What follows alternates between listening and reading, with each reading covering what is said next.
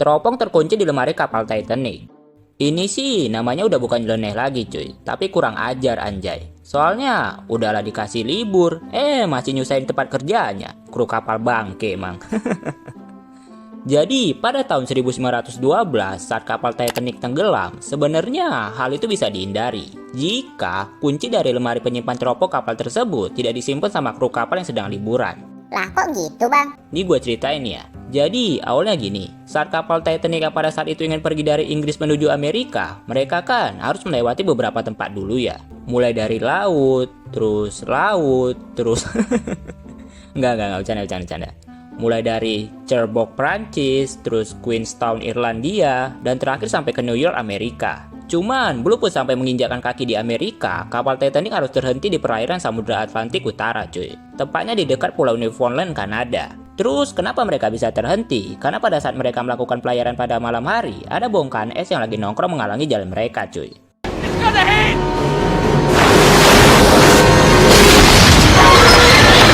Sebenarnya bongkahan es itu bisa dihindari kalau kapal itu bisa terbang.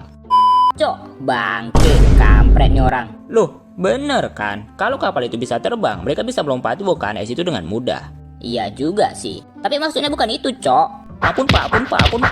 Jadi sebenarnya bongkahan es itu bisa dihindari jika mereka punya teropong cuy. Yang dimana teropong tersebut nantinya akan digunakan untuk melihat di mana aja bongkahan es itu berada dari jauh. Nah, masalahnya teropong tersebut tersimpan di dalam lemari yang dikunci cuy. Dan kuncinya dibawa sama kru kapal mereka yang sedang liburan. Liburan atau dipecat gitulah. Jadi kayak, lah kok ini kagak bisa dibuka lemarinya? Nggak tahu toh bos. Dikunci nih. Iya dikunci bos. Coba sana cari kuncinya. Atau nggak tanya sama kru kapal yang lain. 346 menit kemudian. Lapor bos, mereka juga nggak tahu kuncinya di mana.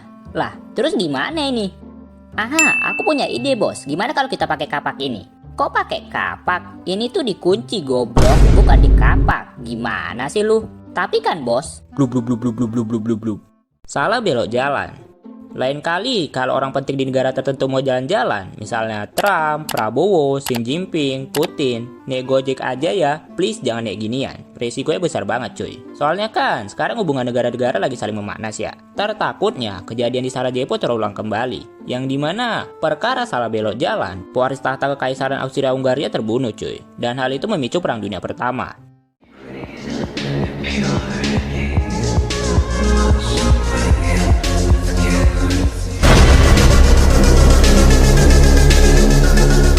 Jadi pada tahun 1914 di saat kondisi hubungan negara-negara Eropa sedang memanas, telah terjadi sebuah kejadian yang nyeleneh banget nih cuy. Kejadian nyeleneh yang sampai ngerenggut nyawa seorang pewaris tahta kekaisaran besar di Eropa, yaitu Franz Ferdinand. Siapa itu Franz Ferdinand dan kenapa ketika ia terbunuh langsung terjadi Perang Dunia Pertama?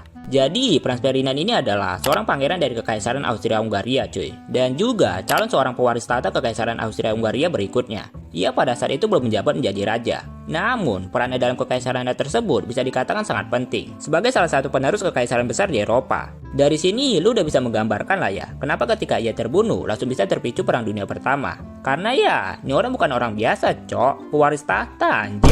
Mana pewaris tahta kekaisaran besar Austria-Hungaria lagi. Buat lo yang belum tahu nih ya, Austria-Hungaria pada tahun segitu memiliki peran yang sangat besar cuy di negara Eropa. Dan bisa bersanding dengan negara-negara sekelas Jerman, Rusia, Prancis, Italia, Inggris, dan juga Serbia. Nah terus kenapa dia bisa terbunuh? Apakah semua ini memang udah direncanakan? Jadi pada saat si Franz Ferdinand, istrinya, dan seorang gubernur bernama Potiorek lagi melakukan kunjungan mereka ke kota Sarajevo, Bosnia dengan menggunakan mobil bak terbuka dan menggunakan supirnya yang berasal dari Ceko. Tiba-tiba saat di pertengahan jalan, supirnya ini salah mengambil arah cuy. Yang seharusnya mereka direncanakan untuk keluar kota melalui Appelquay, si supirnya ini malah mengambil arah jalan sempit di distrik pasar Sarajevo. Potiorek yang mengetahuinya pun marah cuy. Woi koncet, kenapa kita belok ke arah sini bangke? Cuman karena dia menggunakan bahasa Jerman, jadi si supirnya ini nggak paham ngomong apa dah ini orang. Dan ya udah, saat mereka belok ke jalan tersebut, pas banget ada seorang nasionalis asal Slavia bernama Gavril Princip yang langsung menembakkan senjatanya ke arah kedua pasutri tersebut.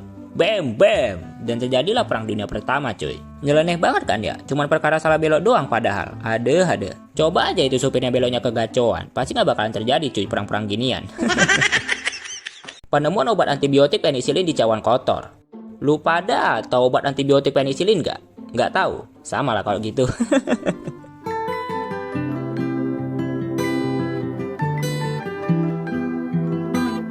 Enggak, bercanda. Tapi ya bener juga sih, kalau gue nggak buat video ini, gue pastinya juga nggak bakalan tahu.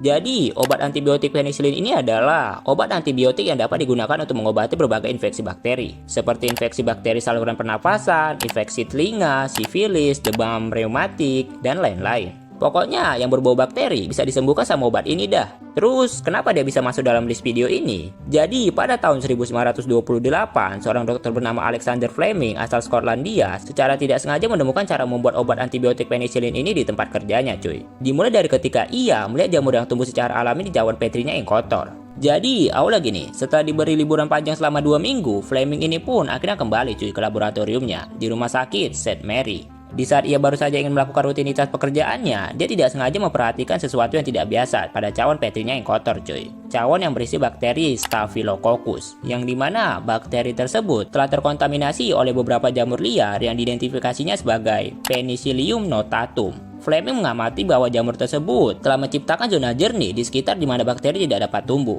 Jadi kayak bakterinya itu dimakan sama jamur tersebut cuy. Tertarik dengan fenomena ini, Fleming pun melakukan beberapa eksperimen untuk memahami lebih dalam sifat antibakteri jamur tersebut. Ia mulai menyadari bahwa jamur tersebut menghasilkan suatu zat yang dapat memakan atau membunuh banyak bakteri berbahaya. Untuk bakterinya, kayak yang gue bilang di awal tadi cuy.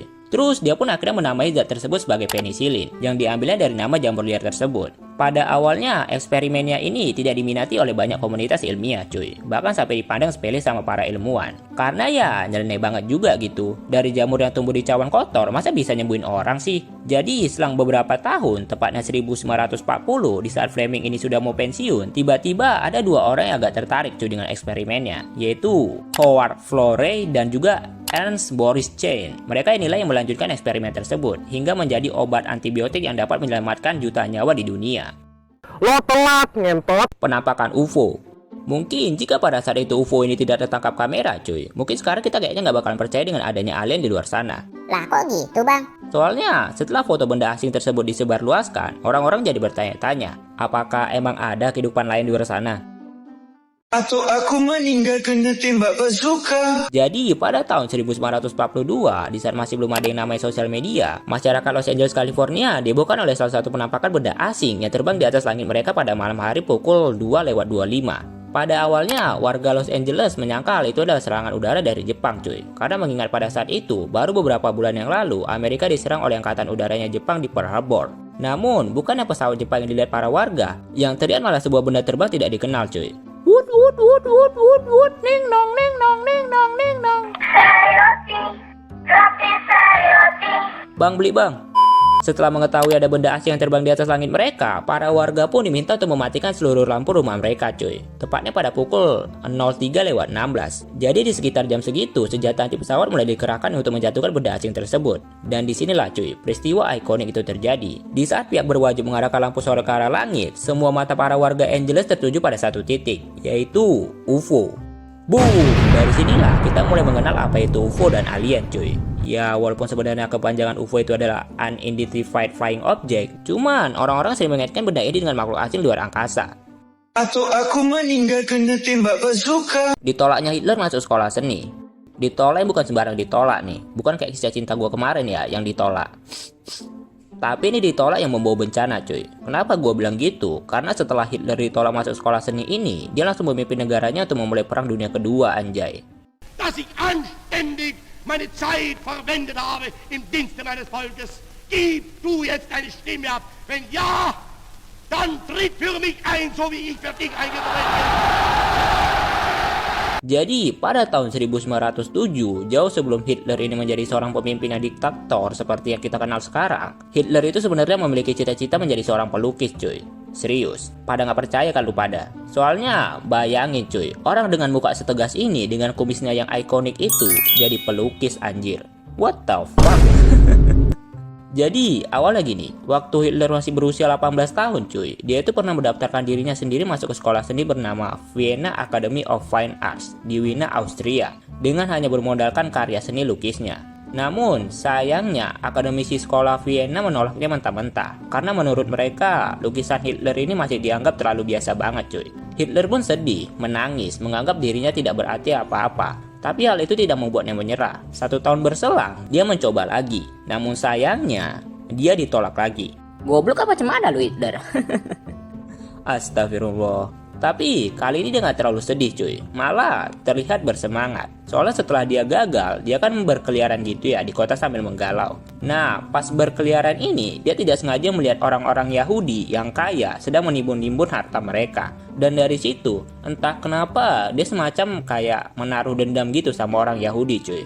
Jadi kayak, Lihat aja lu Yahudi ya, gua bakar lu nanti konjen. dan yap, hal itu pun kesampaian. Ketika ia sudah melupakan lukisannya, dia pun akhirnya masuk ke pasukan tentara untuk Perang Dunia Pertamanya cuy. Yang pada akhirnya menjadikannya pemimpin Nazi goreng seperti yang kita kenal sekarang. Andai aja nih sekolah nerima si Hitler, pasti bakalan jadi pembuat anime cuy sekarang. Dan bukan jadi pemimpin diktator. Rengas Dengklok.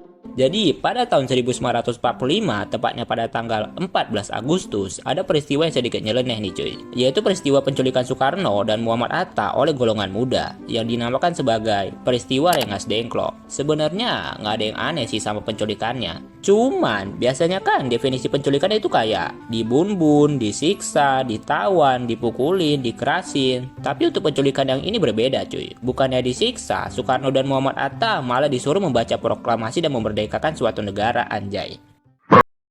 Agak menyalahkan definisi penculikan sih. Tapi kalau nggak ada peristiwa ini, Indonesia pasti nggak bakalan merdeka secepat itu cuy. Gokil, gokil. Tepuk tangan, tepuk tangan.